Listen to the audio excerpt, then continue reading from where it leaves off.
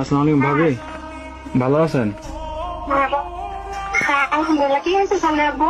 সানোয়ার ভাই, আর আপনার কি হয়েছে? খাওয়া দাওয়া খাইছেন আপনারা? খাবারে খাইছি, কেন কিছু হয়েছে? কিছু হয় নাই। হ্যালো ভাইয়া, হ্যাঁ, কি হয়েছে? আরে শানু ভাই তো কিছুদিন যাবত অসুস্থ ছিল জানেন নাকি? হ্যাঁ, কি হয়েছে?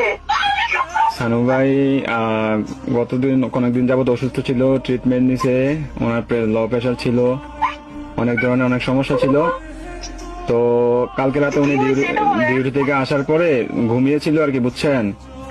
তো ঘুমিয়ে থাকার পর তো আজকে সকালে আর উনি আর ঘুম থেকে ওঠে নাই, বুঝছেন নি?